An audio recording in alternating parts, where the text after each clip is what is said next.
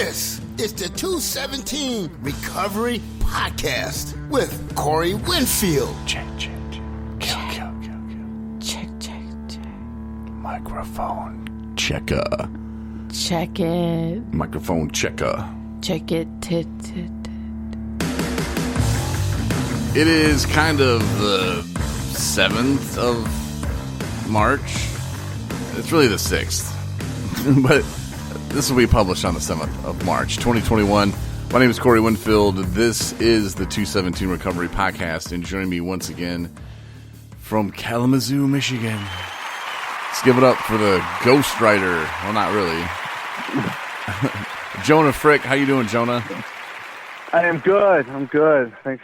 Glad to be back on. And yes, I write my own shit. I'm not a ghostwriter. No, you're not a ghostwriter. You write about ghosts and yes. detox. Oh, haunted. Gotcha. Yeah. Okay, I was thinking like Lil Wayne or something, paying somebody to write there. I was like, all my stuff's original. Just want to throw that out there. And you just offended a friend of mine. He's a huge Lil Wayne fan, and he will tell you that Lil Wayne spits his hot fire all from freestyling, which I don't believe at all. Lil Wayne wrote Trump a rap song just so he could get pardoned. I heard it was a what do you call it, love song or something. I don't know.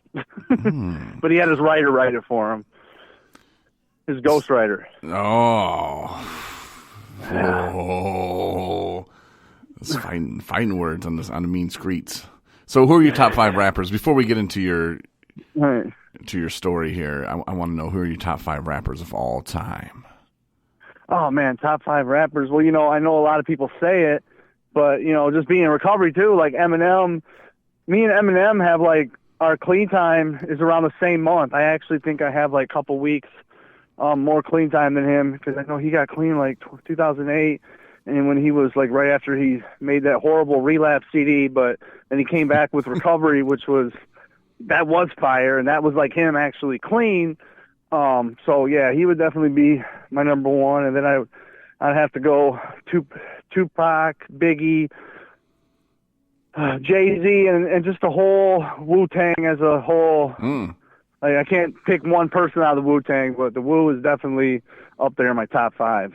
So I noticed you left Snoop Dogg off. And, he was a good, he wasn't a hype man, but he was a good, I don't know, I always viewed him as just, kind of like a sidekick. He was good on, guest appearances, and I wasn't really a big fan, though. But Doggy Style, that album, I don't know. Yeah. I know. This is my unpopular opinion, but I wasn't feeling it. He left Eminem off of his top 10 list or top 5 list. And you heard they were beefing a little bit. Yeah. They were. And then Eminem it wasn't a huge jab, but on his last album he threw in, I forgot what he said, but he threw in a little, something about, I forgot what he said. He threw in some kind of little jab that pissed Snoop off, and then he said something on Twitter, but I think they're over it now. I don't know. Well, I don't know when this, because I keep hearing this song by Eminem and this other guy. He's from I can't remember. It's called something about the misadventures of somebody in Slim Shady or whatever. And he says in there about he has Snoop Dogg in his top worst 5 rappers of all time. I was like, whoa. But I don't know when it was made. I did hear, though. Did you hear that? What's it? Generation Z is trying to cancel Eminem. I just thought that was kind of funny. I heard about that one. Good luck over that song. I Love the Way You Lie that came out 10 years ago, where he said, I'm gonna hog tie you or tie you down and burn this house burn the house down or something. And those lyrics, he was actually he wasn't really glorifying domestic violence, but he had been doing that for ever, and that was the one song they picked out, which was actually a redemption song, I think, to just, oh yeah, let's cancel him. No. Can you fill me? What's Generation Z? Is that what he said? Yeah, I guess they're post millennial. They're the, when I was told, they're the anyone born after 98 or something, or 2000. Yeah. Yeah. Okay, good for them. So anyway, Jonah, you wrote a book called Detox Hotel. I had you on a few weeks ago, and I apologize for the audio quality. I've upped my internet speed. I've hit that good life, getting them fat paychecks now. So we can afford that now. Sweet. I know. So this is going to be a lot better. But my mom still, man, she swears, bro, that you were on Jimmy Kimmel or something like that, or maybe Jimmy Fallon, and she swears it was you and that you were joking around. You had some jokes, and she said that you're just I wish too shy to come out and to admit to me that you were on those shows. Like you would make me feel bad. That I don't know what she was trying to say, but she swears. Trust me, if I was on those shows, I would not be walking around this neighborhood of Parchment, walking around my house at almost 10 o'clock at night, just whistling away, and I'd be talking to you still, but I'd probably be in the Bahamas or Mexico next to Ted Cruz or something, just living it up, man. I would not be here. Yeah, it wouldn't be here in Michigan. It wouldn't be a Saturday night Parchment, Michigan. 217 Recovery podcast.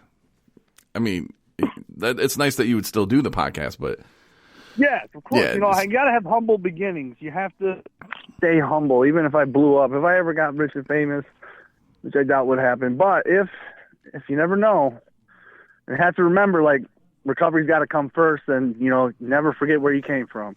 True that. So, did you hear? Was it July 25th or 24th? The Recovery Zone is going to have their party or whatever. Recovery party. Oh, no, I didn't hear about it. I don't know. I have to talk to Jewel about that. I don't know. Yeah, I'll have to talk to Jewel. I think that they did. Well, maybe she sent me something last year. It's been so long that they were going to reschedule it to 2021. But yeah, I'd definitely still be interested in doing that. Yeah, I'm excited. She just hit me up the other day and was like, "Hey, we're thinking about it." And I'm like, "Hell yeah, include me." And I don't know if she wanted me to say, but she said that they're getting the lineup of people together now or whatever. So she'll probably be reaching out to you soon. So maybe I let the cat out of the bag a little too early. I'm excited about it though, all right, man. well, I won't say nothing to her. Let's see. I hope I get another invite. We'll see.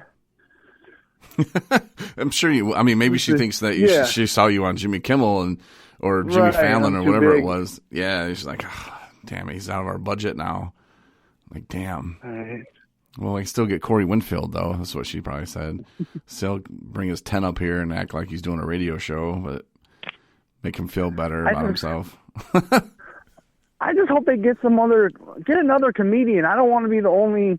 At least you get up there and crack some jokes as the DJ or something. I just don't want to follow a bunch of motivational God save me and here I am and watch it. I almost died and life. It's awesome. But coming cracking jokes after somebody tells a whole huge story about CPS took their kids and they went to prison and they almost died and their Uncle Ben just died from an overdose, but they're alive and grateful to be here. And then here comes Jonah Frick to make fun of all of you and all the shit you just said and just mock recovery. Not mock recovery, but we have to make fun of ourselves, Yeah. I would be like you right there. You're the one nodding out. Okay, let's get her a methadone program. Okay. You're 13 stepping that young girl. I know that. Right. I just call everybody out. All right. How many 13 steppers we have in here? Oh. Have you guys heard of the 14th step? The 14th step is when you take advantage of the old timer. Oh. They haven't taught of that one yet. That's awesome. And they'd be like, please, no, you can't come back. Actually, that did happen once. I did a comedy show in Battle Creek, and I don't know, this guy came out, and he was the main speaker, and I just made a joke. I just said, I actually picked up your mixtape once outside of an alleyway at a Detroit convention, and it was a joke, but he did not really like that joke.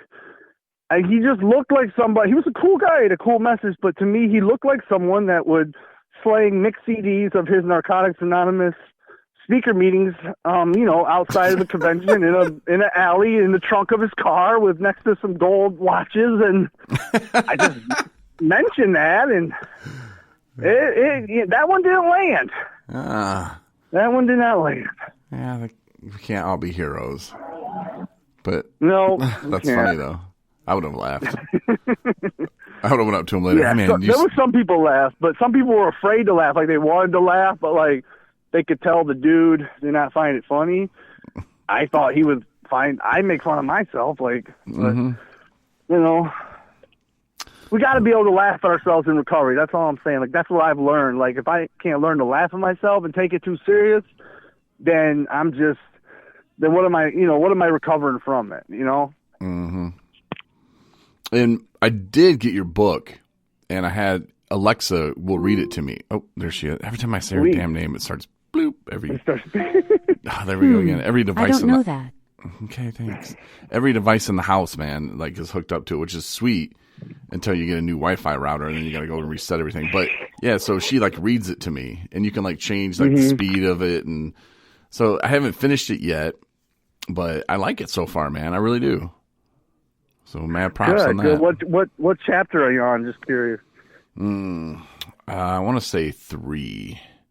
Okay. Because the beginning, there was the guy, and then he meets the other dude who I'm assuming he's a time traveler or something. But he gets him the help, but then it cuts away to like back in the 70s. Or was it just starting in the 70s? Yeah, no, it starts in the 70s, and then we fast forward to 2020, and yeah, it's all going to tie together, but I don't want to say too much. Yeah, and I don't either. Right. So, yeah, and I have a trip to Detroit tomorrow, and I planned on knocking that bad boy out. Right. And dude, I did a lot of research on Detroit, and like to prepare for the book. Like that's another thing about writing a book. Like you have to do like tons of research. Sometimes there's more research, marketing, and editing that you have to do. Like that's like 90% of the time. 10% of it is just writing your first draft, which I thought, I wrote the first draft. Now the rest is going to be easy. And then I realized, no, I have to go back and research all these things that I didn't know too much about, so I don't sound like an idiot when I write a book. Like I need to know like what I'm talking about. So I had to I went to Detroit, or I researched things on the internet about Detroit because I was, I never lived there, but, it's in my home state, and I'm fascinated by it because of its allure. Right, and unlike Steve Perry, Steve Perry from Journey, there is no South Detroit. There's a river there, so at least you knew that. Hanging out in South Detroit and floating on the river. Yeah, so at least there's north Cass Corridor. Where's that west? Yeah, and then the east is like the Woodward, East Side, Woodward, Alexander, that area. There's some interesting sides of that town. Yeah, but we should work out a deal where, like, every time I take somebody to treatment, I play that for them. Like, because, like, tomorrow, it's a 4-hour ride from Traverse City to Detroit. So I'm going to be like, hey, lady, you're getting a free book. And I'm just going to hit play, and we're going to drive. That'd be awesome, man. Plug you. Yeah. I mean, this guy was on Jimmy Fallon Tonight Show or whatever it's called. Yeah, kind of big deal. Well, yeah. We'll say that. I'll keep it. We'll keep it the truth a secret. I mean, what people don't know won't hurt them. So yeah, hey. I was on Fallon. Me and him are tight. My mom said it, so it's true. It just takes one person. But anyway, I wanted to give you a chance too to kind of tell your story and where you came from and where you're at now, just to kind of inspire hope for people that do listen to the podcast that don't want to hear me ramble on. But to actually, tell your story. And my mother-in-law, she's a big fan of when people tell their stories, and tells me that pretty much that she wants me just to shut up and like let people tell their stories. So I figured, I'll give you that chance, and you agreed. Yeah, I'll come back on and do that. So, Jonah, why don't you tell us about yourself? All right, let's see where to begin here. Born in '82 in Battle Creek, Michigan. All right, we'll skip a little bit ahead because we don't want to be here forever. But no, I grew up in in a decent household. Mental illness kind of ran in the household, and I definitely knew that, like, from a young age, that, like, there was, you know, even way before I ever picked up my first drug, or maybe it was my first video game, or the first time at recess in kindergarten when I just started spinning in circles and getting that euphoric feeling from it, and I kept going while all the other kids went inside because they were done spinning in circles, but I was the one still spinning in circles to get that head rush that, like, maybe I had a couple wires that were, you know, a little crossed, you know? So I always kind of had felt that way, you know, looking back. Didn't realize at the time, just, you know, the predisposition, the genetic makeup of addiction, you know, running through the family, my father, and skipping some generations, and then the mental illness side too on my mom's side. And I struggled with depression, but I was able to keep it together for most of my adolescence. Born in Battle Creek, but then we moved to this really small rural town called Homer in 1992 when I was like in the 4th grade. And I definitely did not fit in. I was from Battle Creek, and which is not that big of a town, but it was quite bigger than Homer. I mean, Homer was like 2 stoplights, a gas station, and, you know, but they were like a tight-knit community. Like, everybody there, like, was somehow like related to somebody, you know, or they knew of it. Like, there was 2 big, huge families in Homer, and everybody was connected or related somehow. So when you came in from the outside, you was kind of like, you know, you had to prove yourself, or you were just an outsider, you know. Well, at least that's the way I felt at school. But I found some people that I fit in with, and I think I mentioned it before about the writing. We were the writers, the stoners, and we like to write. And I started just reading a lot of, I don't know, I had a friend named Daniel. He read a lot of just really obscure books and like beatnik poetry and stuff. And he smoked pot and did all this cool stuff. And I kind of like looked up to the guy. I wanted to kind of be like him because he was smart and girls liked him. And he like wrote these cool ass poems, and he was kind of like an outsider, but he still had connections to like popular kids too. So I kind of just like, he kind of took me under his wing. And then, I also got really close to his brother, Josh, was the one that I told you about, the one that ended up passing away probably some 20 years later. But yeah, that's how I got introduced to the whole, like, that crowd, I guess, was just by hanging out with him, you know. But before that, I was kind of just hanging out with, like, I had another friend named Josh, actually, and couple other kids that were like, you know, we played video games, you know what I mean? I wasn't really reading and writing and getting in all of this mystical, like, you know, the kind of that starting that rebel phase that I think I started when I decided to kind of break away from them and follow these guys. And I think I kind of, you know, looking back, I kind of just felt like I ditched them, and they did make me feel like I was their friend, but like we were not really that popular, and this guy kind of was. And so I kind of just wanted to latch on because I wanted people to like me. I mean, you know, a lot of people say, oh, I don't care what people think, but, you know, I think deep down in reality, all of us in some one way or another, we want people to like us or care about what they think, especially when you're, you know, when you're an insecure adolescent and you're growing up, and you're not even from a you know, a town like Homer that's close knit like that. So yeah, so I started hanging out with him, and, you know, just started smoking pot, and I don't know, they would go out in like the cornfields, drive out in the cornfields in their pickup trucks, and it got like, we started hanging out with older guys, like, you know, like the kids that are like 16, you know, we're like 13, 14 hanging out with the 16, 17-year-olds. And then it kind of, but I was still able to keep my grades up, and I was doing good in school, maybe up until around 16 or 17. And then that's when, like, I got introduced to, you know, 17 years old, went to the homecoming football game And then afterwards they were having a party, and I got, you know, and the quarterback from the football game and these cheerleaders were there.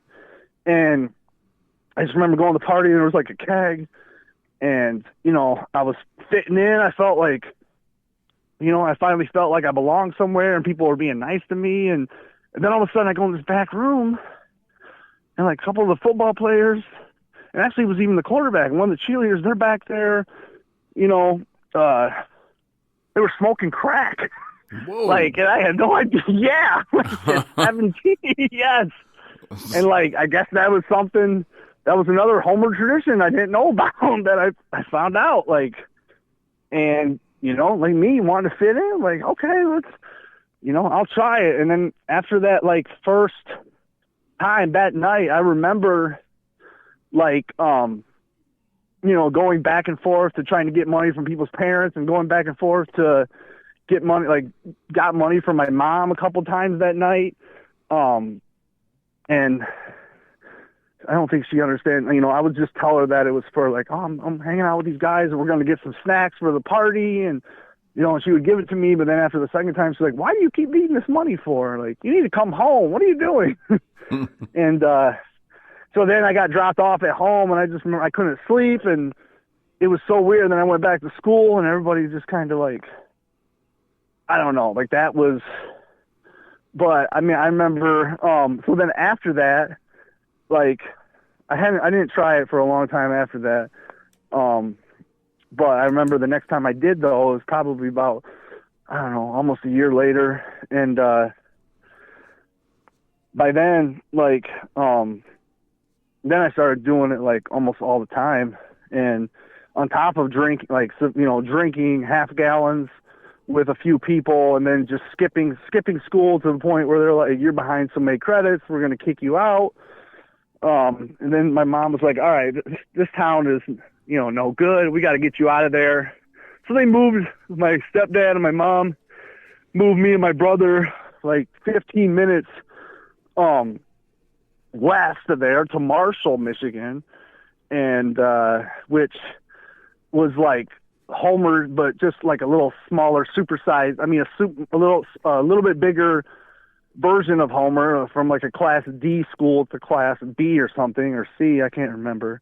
But, you know, I still found the same kind of people over there. And before I knew it, like, I just dropped out. Like, I didn't go to school there. I went for like a semester, and I was like, screw this, I'm done. Like, I was just a burnout. I wanted to get high every day, because I liked the way it made me feel, and I didn't like being I wasn't comfortable in my own skin.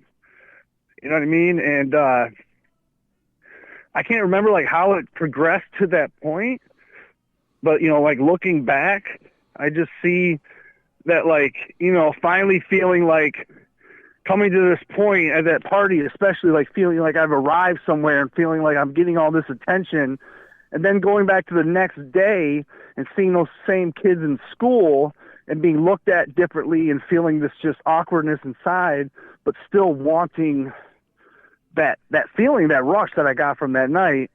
And then when I finally did it a year later, it was like, you know, it was just kind of like over with. And then I found other people that were doing it that were, I don't know, I guess you could say, like, they definitely weren't quarterbacks and cheerleaders. They were more like your stereotypical people that would run the streets.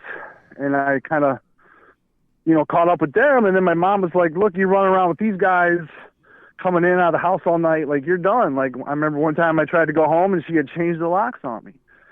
And so I was out. So I called my dad. He lived in Kalamazoo. He told me I could come live with him for a while. And, oh, wait, hold on. Let's rewind back a little bit. I forgot. I did go stay with my grandparents for a little bit. Then that didn't work out. Then they kicked me out because I kept drinking. I kept stealing their wine and drinking it in the basement, and I wouldn't get a job. So they kicked me out. And then my dad said, okay, you can come live with me, but you got to get a job. I don't care what you do, you got to get a job. So I went and got a job. My first job as a bagger at Myers at like 18 or 19, and he lived in Comstock, which is right outside of Kalamazoo. And but my dad was a pothead and a drinker, so it was kind of worked out so I could you know, he didn't care. I could do it with him. Like, I felt like, yes. You know, I didn't really know that much about my dad. Like, my dad kind of had done it, but I guess I only saw him like twice a month, and he didn't really do it when me and my brother were around. But then when I actually moved in with him, after my mom kicked me out, I got to see that side of him, and he shared it with me. But he just kept saying, like, you have to use it in moderation. Well, I didn't understand what moderation meant. He's like, I do this, but, you know, I can still I still go to work. You know, you got kicked out of school. You're working as a bagger at Myers. And I'm like, yeah, but Dad, I'm 19. Like, just, I mean, what are you going to do? Are you going to smoke weed and drink with me? Or are you going to lecture me all night about it? Like, come on, man. You're confusing me over here. Like, what's going on? He's like, so eventually he's like, you know, you're cut off. And then he told me I had to go to rehab. He's like, you smoke and drink too much. You're going to rehab. So he told me if I wanted to continue to live with him, I had to go to rehab at 19 years old. It was called Gateway back then. This was 2001. Went to rehab. I went there and I said, you know, at this point, like, I had tried crack, but it wasn't like my drug of choice. It was still like pot, like, or at least that's what I was telling people my drug of choice was. And a lot of people were in there, like, you know, we got old cats in there that were in their 60s, you know, that were like homeless and, you know, just like drinking every day and like, you know, doing opiates and crack. And they're like, this guy coming in here for weed? You know, but I mean, even though there was some other stuff I was doing, that's what I was telling people was my drug of choice, because I didn't want to, you know, reveal all that stuff yet. I wasn't ready to get to that. So I just like, yeah, I'm just a pothead. And they were kind of like, you're a pothead? What the hell are you doing here, boy? You know? So I felt like, you know, because of that, like the feedback I got in rehab, I didn't really have a problem, but I had to somehow convince my dad that I had quit pot. But it was hard because I couldn't, like, pot's not a drug you can do and just go home and people aren't going to know you just did it. You know what I mean? Like, it's pretty, like, like when you smoke weed, you can't like smoke it discreetly. You know what I mean? Like, some people can take pills or something. They might be able to hide that a little bit better. But when you smoke weed, it's just kind of like bam in your face. You smell it. You know, it's in your attitude, your demeanor. You reek of it. Your eyes are bloodshot. So that didn't last too long. So then he kicked me out. He's like, okay, you didn't listen. You keep smoking pot.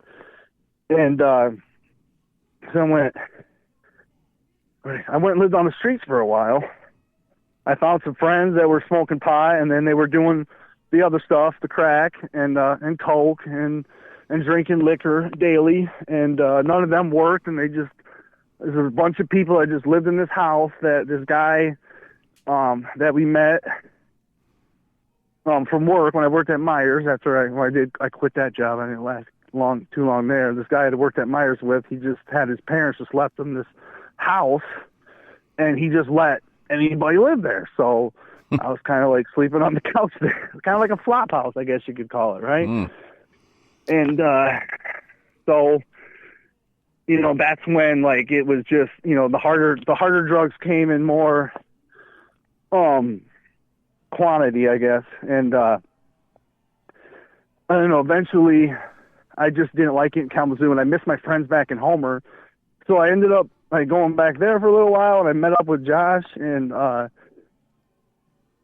that point they were dabbling in meth and shit. So then I had my little phase with meth, and so we were doing meth, and then he ended up wanting to leave Homer, and we ended up going to like different towns and like kind of staying at the Mission and finding people to connect with at the Mission and going off and getting high and just literally, like, you know, now I'm probably in my early 20s, and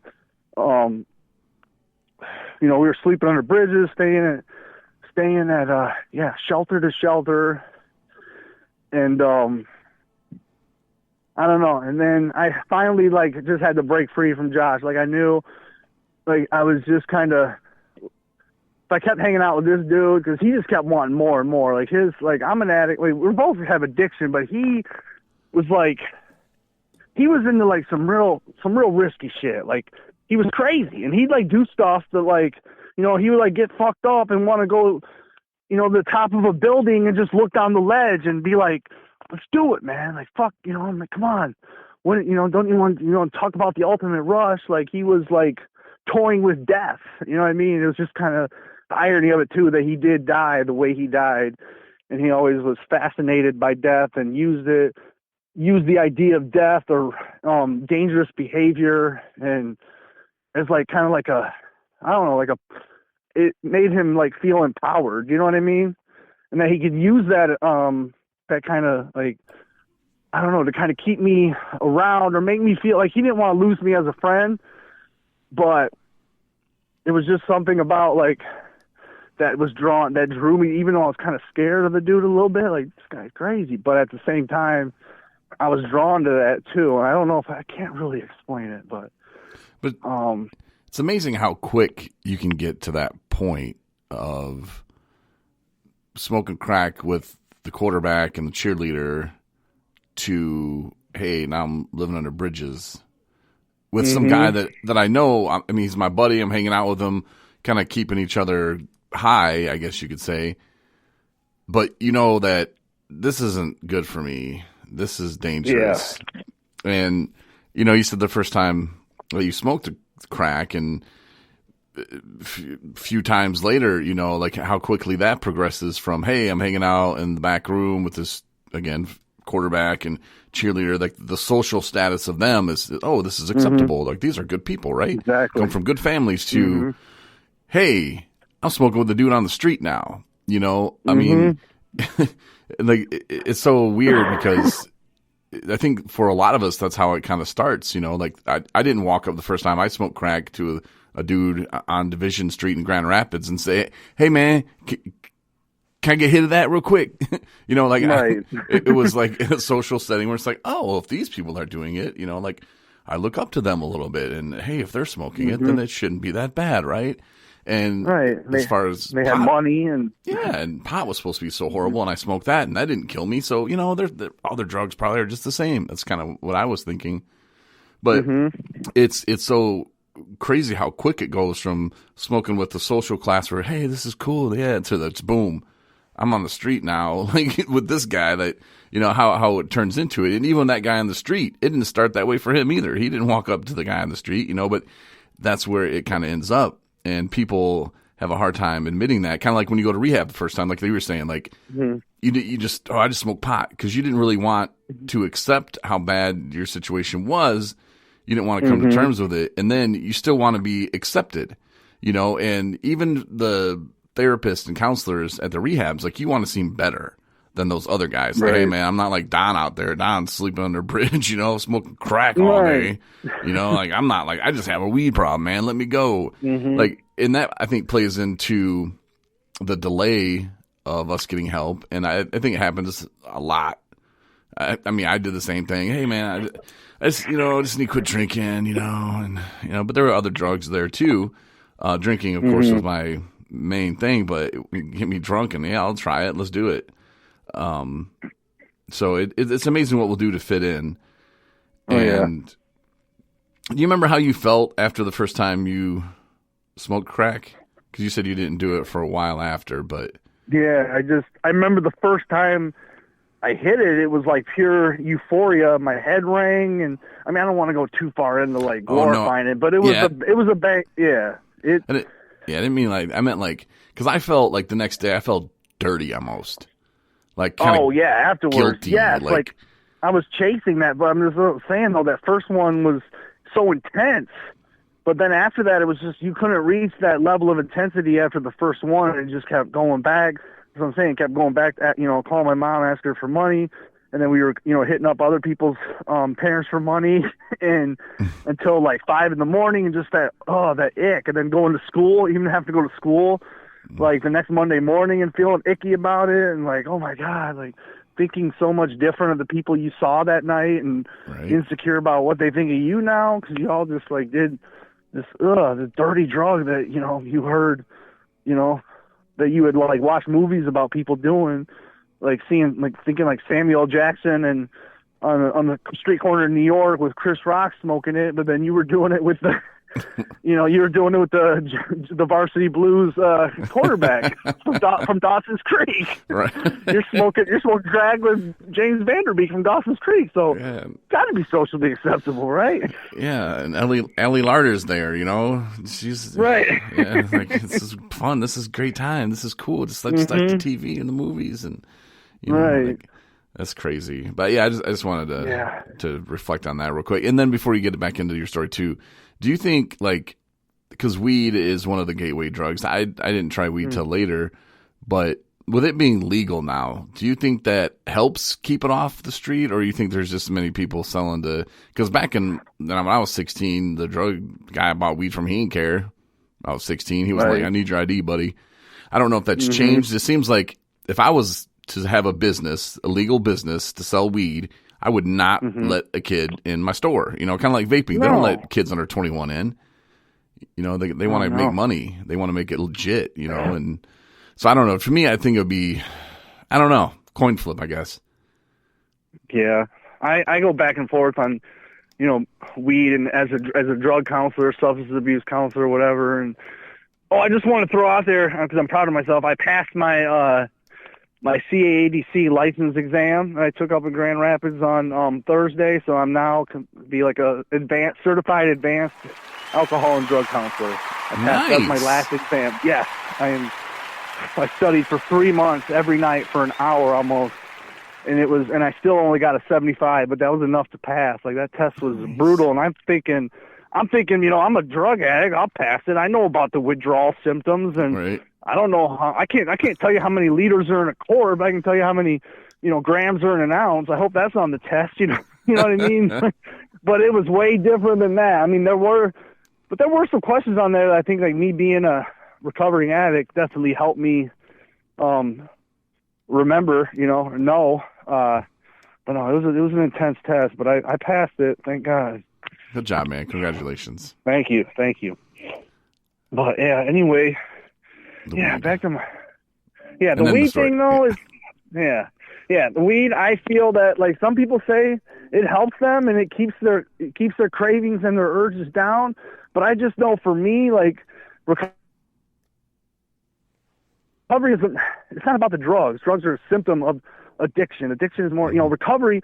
The opposite to addiction is about, for me, a spiritual connection with some kind of higher power or some kind of spiritual experience. And if I'm on anything that alters my mood or mind, I lose that connection.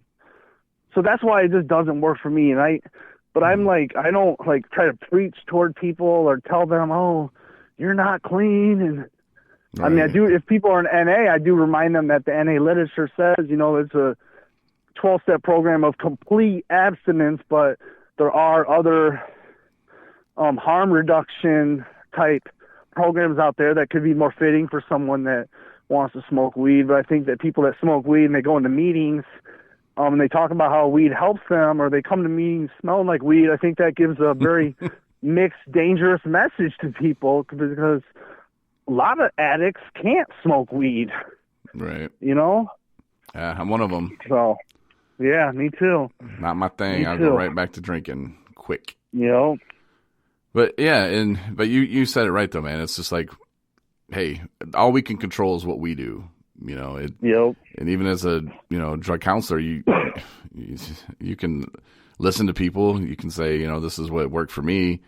This is what didn't work for me. Be careful with that. But yeah, if you want to smoke weed, man, I mean, at the end of the day, you're going to do what you want to do. So be careful. I mean, I have a friend that got off heroin. He just had his year, and good for him. But he's drinking now. And he even said, he was like, man, I don't know how you alcoholics do it. He was like, it's the worst. He's like, it's worse than heroin. I'm like, I know. You're pussy. That's what I say. I was like, yeah, our stuff hurts, man. And you guys walk around, I'm dope sick. Oh, okay. All right, man. Yeah, live in my shoes for a minute. Right. But he even is like, oh my God, but he acknowledges that alcohol, it replaced it. It replaced the heroin. Now, I call that harm reduction, but he's back in treatment right now. So good for him. But now it's the alcohol he's battling. And will he get out and switch to weed? I don't know. Hopefully he can get under control. And I have another friend who same thing, but he's still just smoking weed.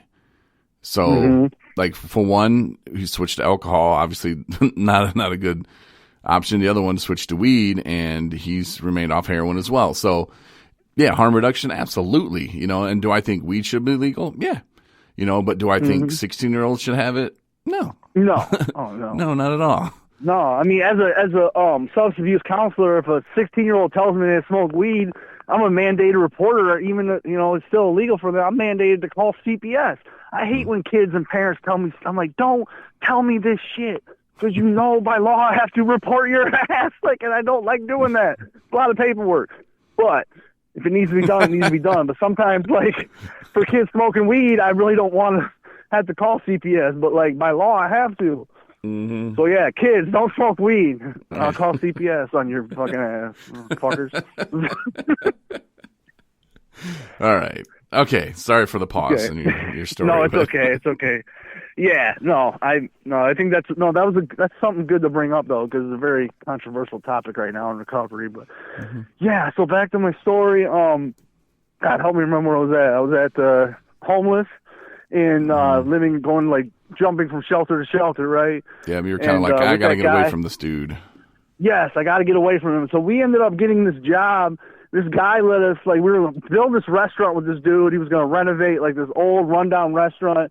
He was going to make it into, like, a Mexican, like, Los Amigos type, like, but like mom and pop type, like, little restaurant, but something, you know, with Mexican food. And he wanted us to help, you know, like, you know, do construction, put drywall in, you know, just make it, like, you know, paint it up, get it ready for, you know, for business to open up. And he let us sleep, like, and he gave us, like, an extension cord, and we got to sleep in, like, the upstairs little attic, and we had a TV and a mattress up there. And that was, like, you know, it was better than the bridge, but, like, every day it was just the same old thing. Like, we just smoked pot, we just drank, we just do all these drugs, and then we just work, and we bust our ass. And the guy wasn't even paying us. He wasn't giving us money.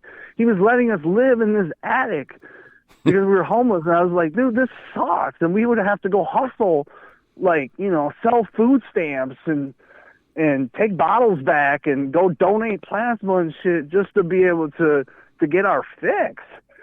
And then we have to go and work for this dude. Like, I gotta get out of here. So I'm a type 1 diabetic, and I told him that I had a doctor's appointment.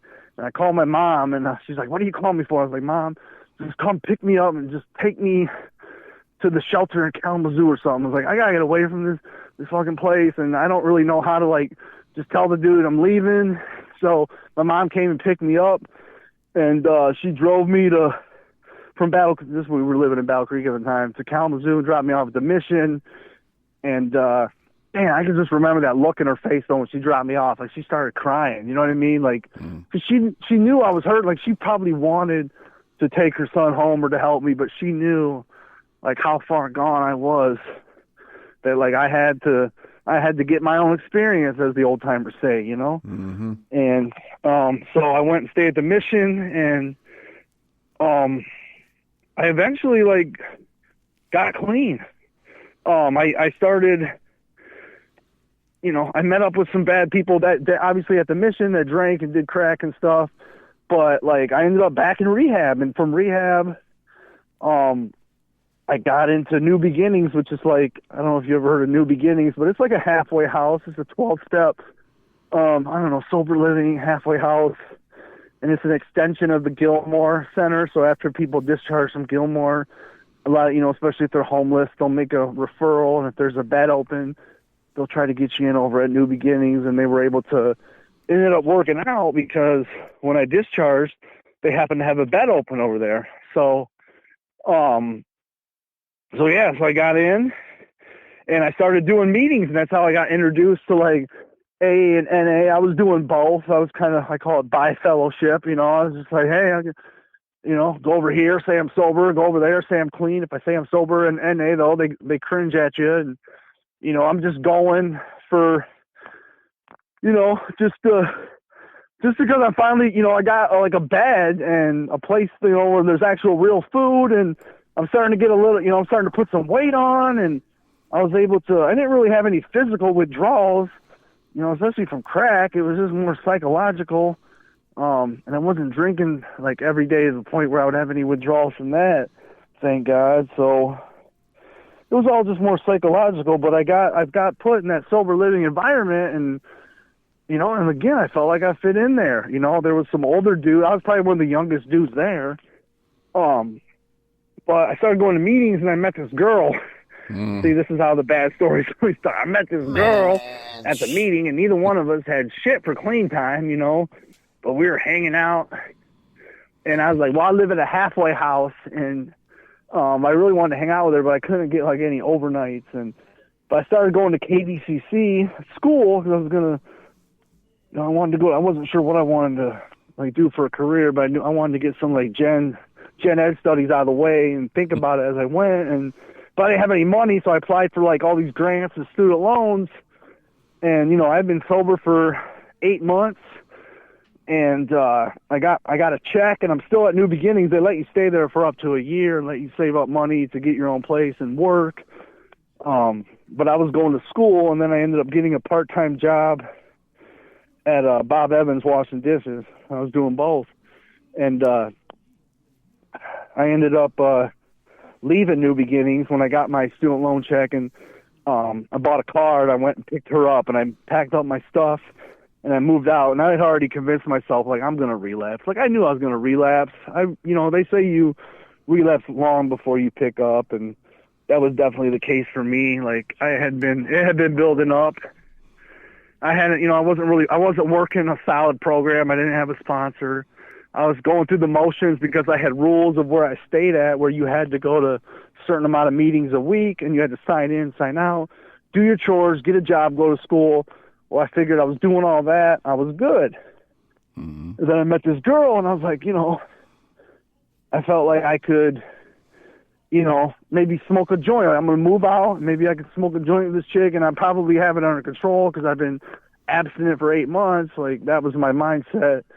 So I got my check from KVCC, and we went and got a hotel. We went to a party, and that night, bam, you know, you know, I was like, man, I really shouldn't drink a beer. Fucking drank a beer, smoked a joint. We were at this house, literally this guy's house. It was on Western Michigan's campus. It was a frat house that she took me to. She stole a fucking laptop, and she's like, puts it in a backpack and says, let's go. I'm like, what are you talking about? So we literally went from the frat house to the north side of Kalamazoo to the crack house. And I actually so want to write a book. If I ever did write an autobiography about my life, that's what I would call it, from the frat house to the crack house. That's literally what happened. And so we were on the north side, like, and I was like, holy shit, I'm right back here. You know, I thought maybe I can handle just smoking a joint, drinking a beer. And maybe if I did go back to like harder drugs, it would be a slow progression. Nope, same night, I drank the same beer, you know, took the sip out of the keg and smoked the blunt. You know, I was with this chick, and she's like, let's go, and I followed her, and so we went back to the hotel and blew through that, like, $7,000 check, like, in a matter of a couple weeks, not even, you know? Wow. And so then we were out of money, and she knew this guy that would let us stay with, he was going to let me and her stay with him.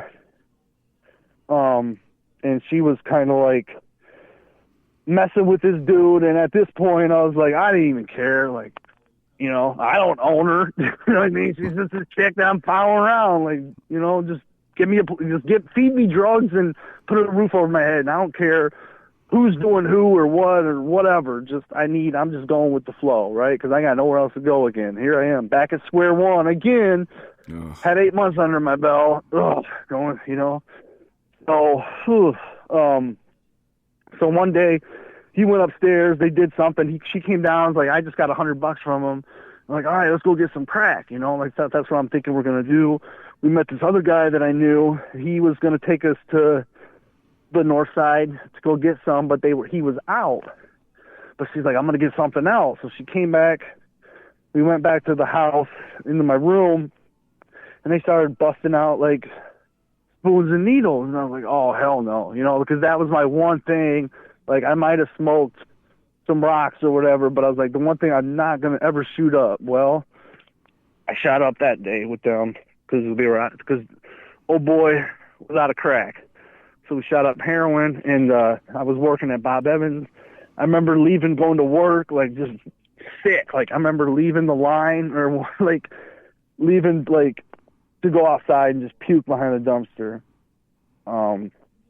But, like, I wanted more as soon as I got home, and she had more when I got back, and it lasted a lot longer than crack, and the high lasted longer, and I was like, fuck it, who cares?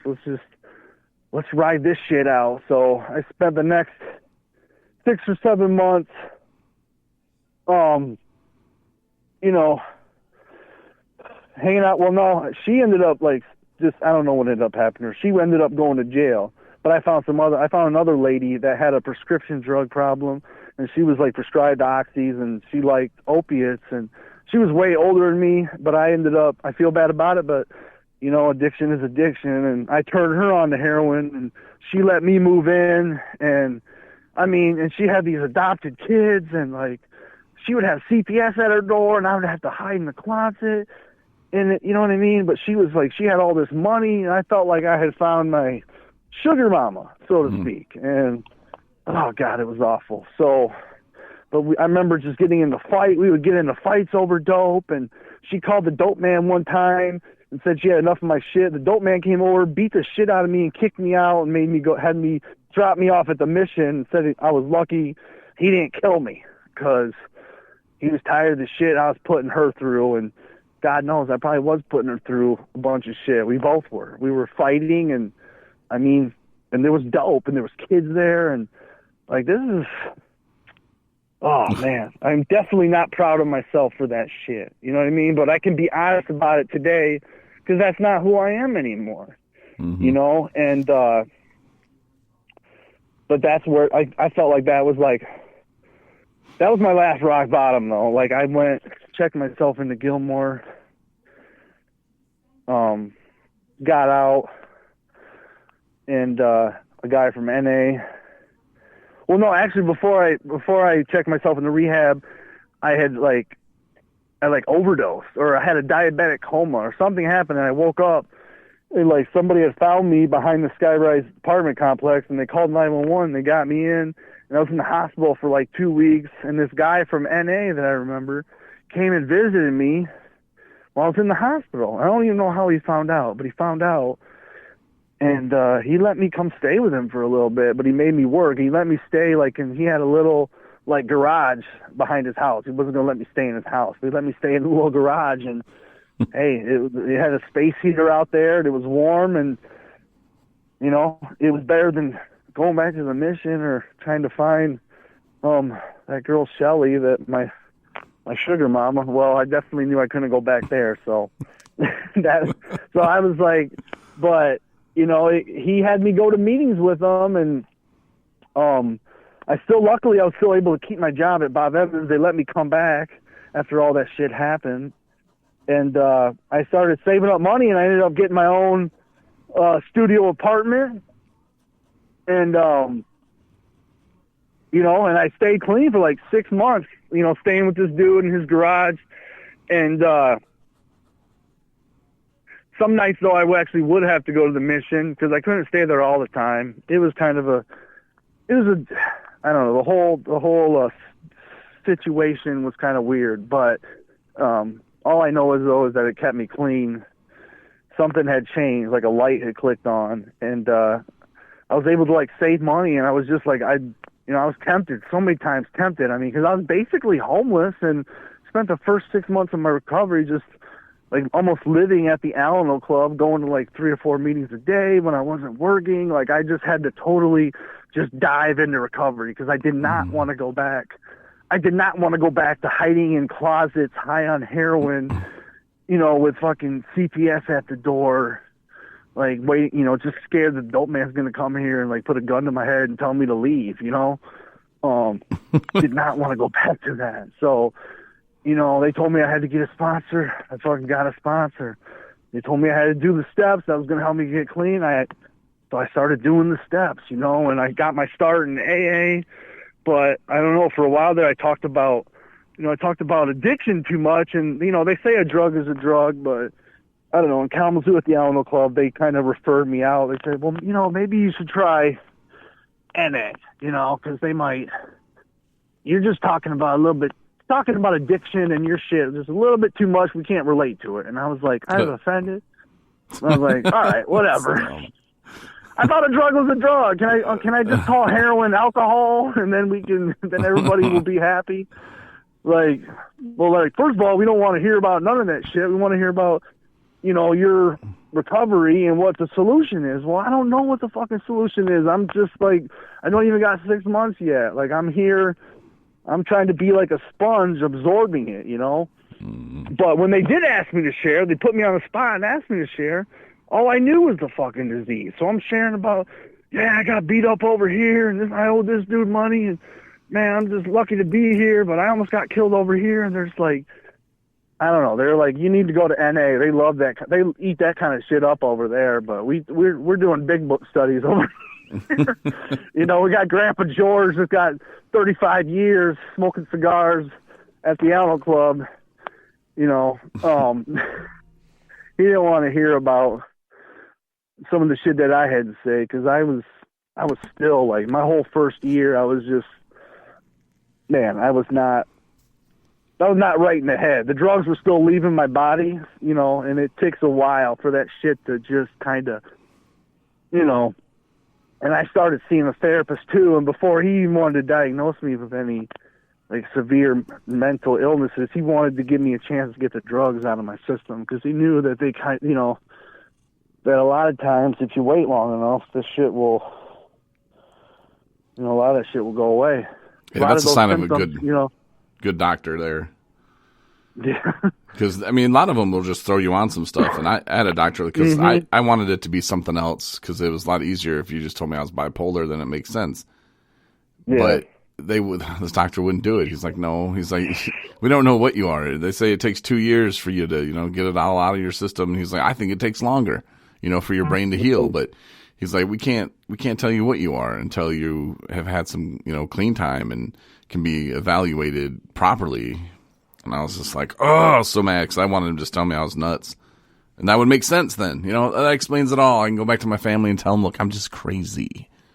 Right. You know, and thank God that doctor was my doctor, and that he didn't do that. He didn't put me on drugs. But anyway. Yeah. So.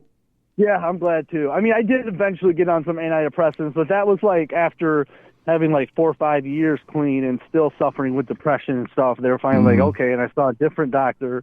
They're like, all right, well, maybe some antidepressants would help you, and they actually did. So, yeah, and those are huge. The antidepressants are huge for people I know with alcohol.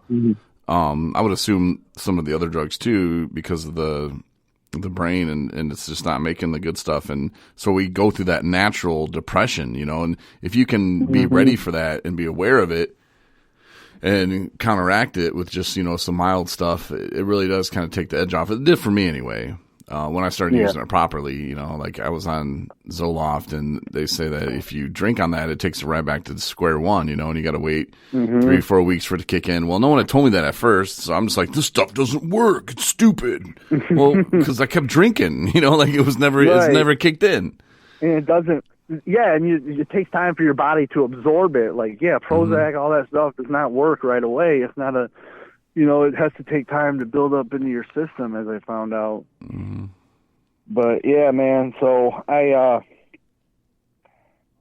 started seeing that therapist, and eventually I got my own studio apartment, and I started putting a little bit of clean time together, and started going to NA, and found a sponsor there that I could jive with. You know, he had some crazy ass stories, and he was kind of, you know, his story was kind of similar to mine, and but he had like, you know what I mean, he had like 40 years clean. He was from Flint, and he talked a lot of shit. He was like an old hippie dude. He was really into like the Grateful Dead, and I never really cared for the Grateful Dead, but I just realized there was like this whole kind of subsection of NA. Like they had, like, I don't know, they were all into the Grateful Dead. They were like the Burnouts, but they were clean, and a lot of them had like double-digit clean time. And so that was kind of like, I just started hanging out with them, and they would take me out to coffee after the meetings and disc golf, and I learned, that's the kind of shit we did. Go to, I followed them, go to speaker meetings with them, and go to conventions, and, before I knew it, like I had, I finally had like a year, and when I got my year, somebody asked me to speak, and so I went and spoke at the Alamo Club, but for NA though, and I told my story, and people, they liked it, and people, I really felt like I belonged somewhere for the first time. I felt like that feeling I had at that being 17-year-old at that party, but like genuine people though that didn't want anything from me. They just wanted to see me like succeed and stay clean and recover. But it was so foreign to me too, because I was so used to just having to give of myself. Or what did I have to, I didn't have anything to offer these people, but that didn't matter, And so these people that I started hanging out with in NA, we kind of became like our own little tribe, and we looked out for each other, and we went, we traveled together, we went to all these different speaker meetings, like I said, and it was awesome. And one of the guys that I knew had a job as a recovery coach, and he told me how he got his job as a recovery coach, and he was like doing like living recovery, but getting paid for it, kind of. But it was different, like, but you couldn't like really, it wasn't really a 12-step type job, but the 12 steps could be like incorporated into it. Like he was getting paid to like take people to meetings and do like unofficial. I mean, you weren't sponsoring people, but you were doing things like a sponsor would do. You were listening to people, going out, hanging out with them, and he got paid for it. So he showed me where to sign up and like to take a test and do like this 2-week training course and become a peer support recovery coach. So I did that. I took that, got my certification, and then I started working at Interact in Michigan as a peer support. And really though, what I found out I ended up doing though, it was like, it wasn't exactly like what he was doing. I was just ended up like becoming a taxi cab, like driving people around and taking people to doctor's appointments, and then doing a bunch of paperwork for the case managers, and then I realized that these case managers weren't making a lot more money than one of the recovery coaches, but they were making enough to where I figured like, I'm going to go back to school. I want to do what they're doing and get paid a little bit more than what I am, and try to, see what happens. So I went back to school, and I got my bachelor's in social work, and then I became a case manager at Interact. So I went from becoming a recovery coach to a case manager, and I moved from that studio apartment. I had moved and got was able to rent a house, and I rented this little house. It was just me, and I had my 2 dogs, and there you go. I met another girl in recovery. She didn't have a lot of clean time. I did. At this point, I probably had 4 or 5 years. Or actually a little bit longer. Oh crap! Yeah, I had like 6 or 7 years, and she had maybe, I don't know. She didn't have a lot of clean time, and so, that was kind of frowned upon. They call that like 13th step or whatever. But I really I don't know. I just loved this girl. It was something about her. I loved her, and everything kind of happened fast. So I moved her in, and then next thing you know, she's pregnant. I was like, oh shit, here we go. She's pregnant. And so, we had the kid, and, she went back out though, like right after he was born, and she got on methadone, and, we tried making it work, but it just didn't work out. And she was kind of gone from him for a while, and I was left raising this kid by myself. And now now she's back in recovery, and she's doing good, and she just got like her 6 months, and I'm letting her, and then my son's getting a chance to meet like his mom again, and she's got like a new boyfriend, and I let them come over not that long ago, and I don't know, I just think that recovery is good, man. I hope that she sticks with it. She's a good person, you know. Mm-hmm. It didn't work out between me and her, but that's okay, you know. And but my son, though, ever since he was born, he's been engulfed in recovery with me. And he goes to meetings and stuff, because sometimes you ain't got a babysitter. Like, you take your kid to meetings, and there were other kids there, and they, you know, it got a little distracting. But I mean, when you need a meeting and your ass is on the line, you know. And some people did judge that I'm bringing this kid, and he's like fucking crazy, running around the meeting and with like chicken with his head cut off, and he's got two addicts for parents, and we're both ADD, and I was always like high strung. His mom's definitely high strung, so you know, he kind of got the best of both worlds from us, and plus being a toddler, you know. Yeah, he's a kid. He's a kid, but. Yeah.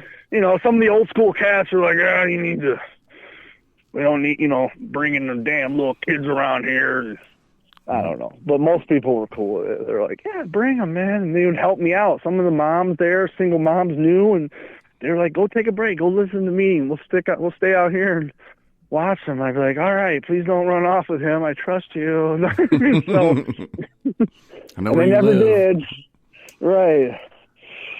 No, that's cool, and that's what but like you said, man, that's what you got to do. If you're up against it and you're like, oh, I gotta, just go. Don't worry about what other people are thinking. Exactly. You know, at that point, that situation, who cares? You know, if the other people don't like it, they can leave the meeting.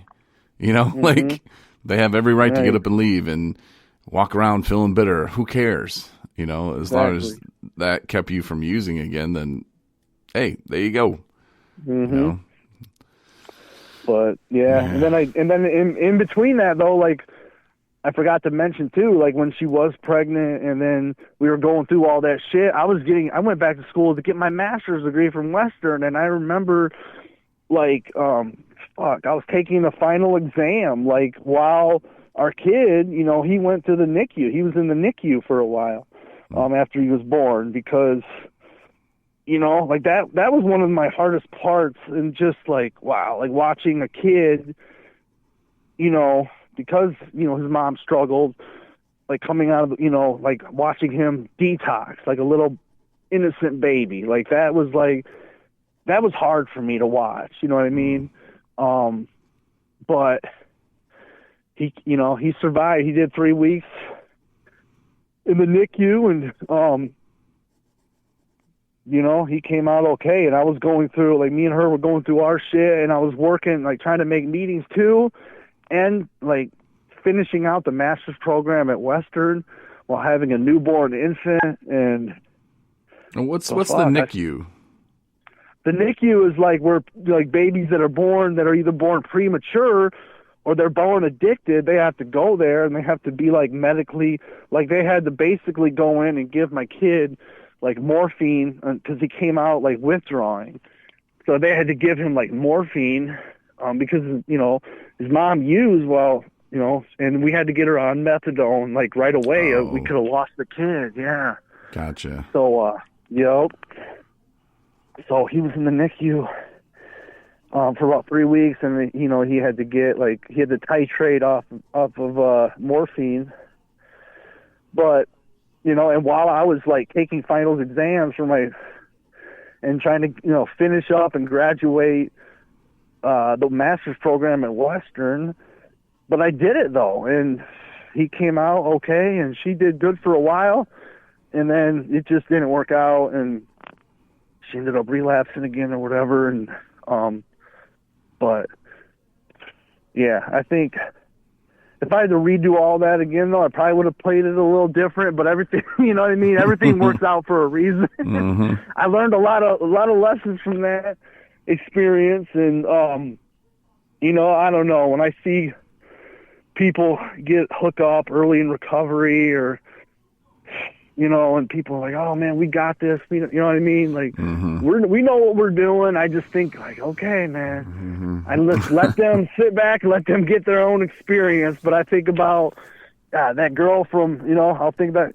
Jill from when I was in New Beginnings that I met at AA, and, that whole from the frat house to the crack house story to, to then me having some clean time and kind of, just scoping out a chick at a meeting and then end up having a kid. Like, I did not think that was going to happen. Like, a 13 step turned into like, oh, there's a baby now, and now you're a dad, and now you're a single dad. And, but man, I think that was the greatest gift, though, I think ever given to me, though, to be all honest, because he's taught me how to becoming, even though I was in recovery, I only had to look out for myself, to now you have to look out for another human being. And it took I got a lot of help though from people. I was a single dad, but I felt like people stepped up and helped me out and watched him, and people that I trusted so I could go to these meetings. And they loved him, you know what I mean? And, I feel like my kid, he's just turned 4, but he was raised by NA, Mm-hmm. and he loves hugging people now too. He's a hugger for shit. That's what they do in NA, and they hug the shit out of you. And, they do. Like I don't mind NA. I like going to all meetings, to tell you the truth. But NA, man, there's some huggers, man. Like they are.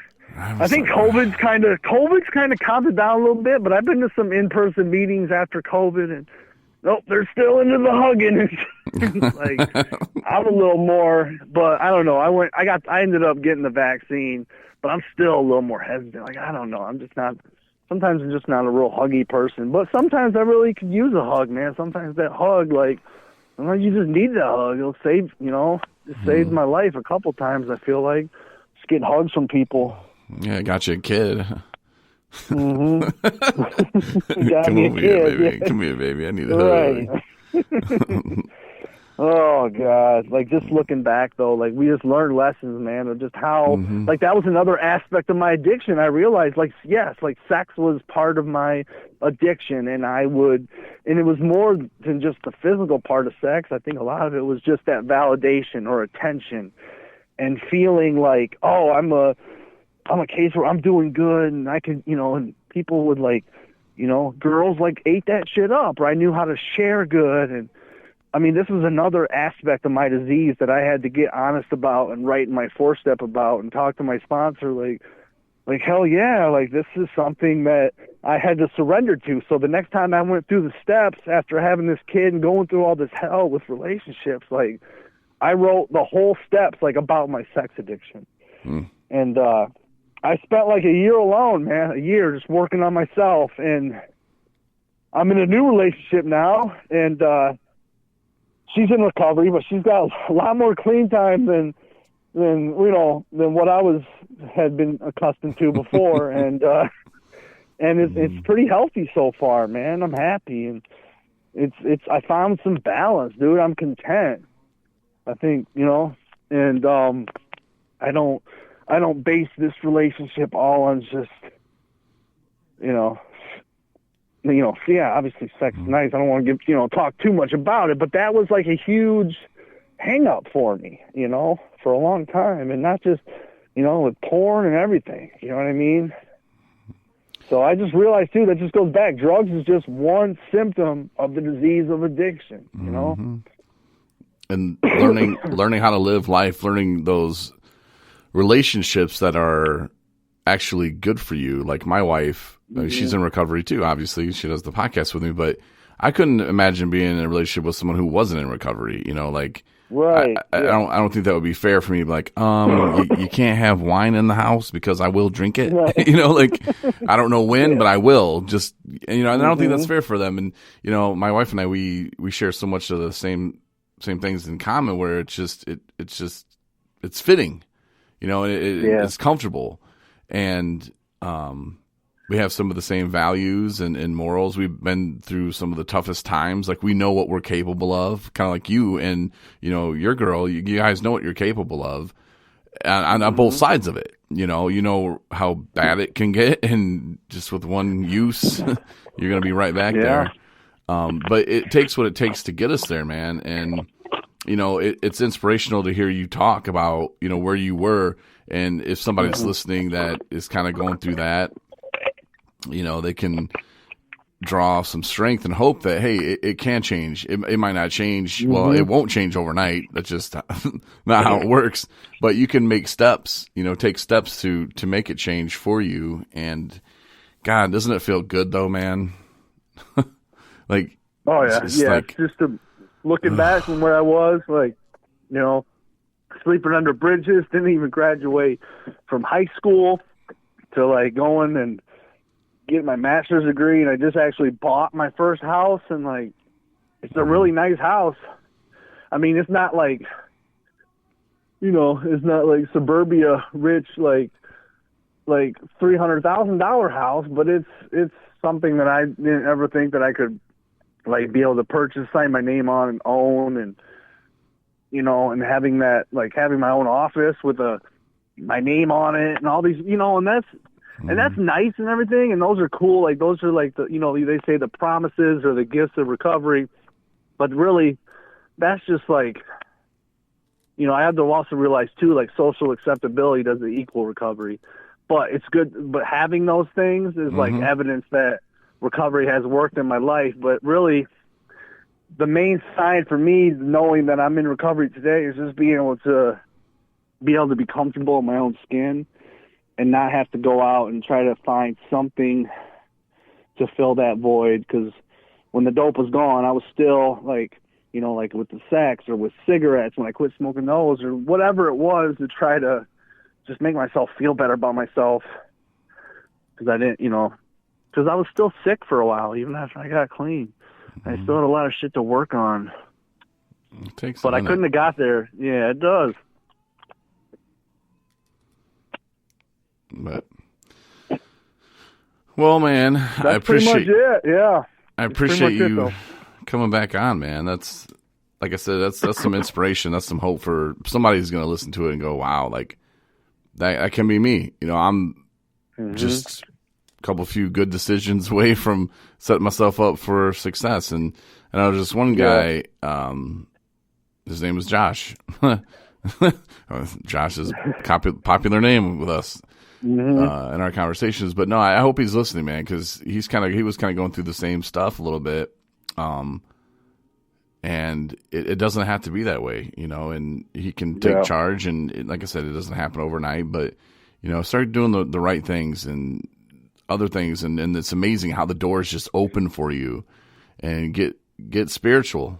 If you don't want to go to church, you don't have to. It's spiritual, something completely different, but it's possible. Good. For sure. Good, orderly, if you don't like the God concept, just think of God as good, orderly direction. I don't know. I kind of like that.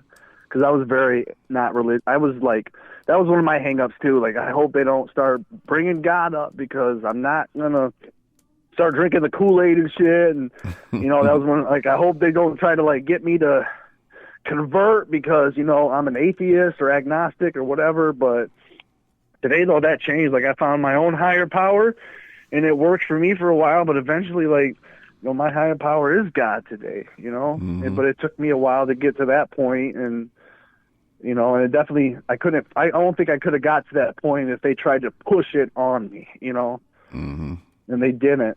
So. Yeah, and find whatever program works, if it's Dharma, if it's Celebrate Recovery, AA, NA, if you like them all, go to them all. Smart Recovery is another. I like to refer people if they're really not into the God concept or the 12 steps or higher power, Smart Recovery too is another one that works for some people that are more self-knowledge based, or, information is what, it works. Go to there. Some people, some people even like to send 217 Recovery their whole paycheck, and that keeps them sober. And hey, man, right? There's a donation link at 217recovery.com. Just keep adding zeros, man. Hey, I heard that some people were staying clean just by reading Detox Hotel, and it inspired them to become a writer, but they first had to go on Amazon.com and Google sushi. Oh my God, I must be getting tired. Google search Amazon.com with Jonah Frick in there, and you'll find it. And there's a link. And No, I'm just kidding. I don't know. Or, Maybe it might or help somebody stay clean. Just say, Alexa, I want you to play Detox Hotel. Mm-hmm. And there's can't actually find the song a Detox countdown Hotel. thing. There's a special right now. The ebook. If you want to get the ebook, it's only 99 cents on there right now. It's a 2-week limited like little promotion thing they're doing to try to get more people to just read it, get the word out there. Which one was it? Was it Kindle? It was something through Amazon. Was it the Kindle where it was like you get a free month, or you can get 2 months for $2.99. I went with that one because I'm like, free. I got $2.99 just laying around the house, So right? I just spent the $2.99. I got 2 months of it. So yeah, I'll play it for the person tomorrow who I'm taking a treatment over by Detroit, and we'll see what she says. I'll let you know. I'll tell her to review it. Yeah, let me know what she thinks about it. I'm like, get on Amazon right now and leave a silly ass review. I need more reviews. If I can get at least 17 reviews or something, they have I can do make my own Amazon commercial, but you have to have at least 17 verified reviews, which I'm up to 14 now, and you have to you got to have a couple different ISBN numbers, and I don't know, but I'm working on all the all that stuff. Okay, well I'll review those reviews. Cool, man. I appreciate it. Thanks for having me on again. Yeah, I'll send you a 217 recovery shirt, and you can wear it in your commercial. Hell yeah. Cross promotion, baby. Cross promotion. Yep, cross promotion. Love it. I love it, man. Cool. All right, brother. Well, thanks again for coming on, and I appreciate it. And then, yeah, we'll be hanging out for sure at the Recovery Zone event.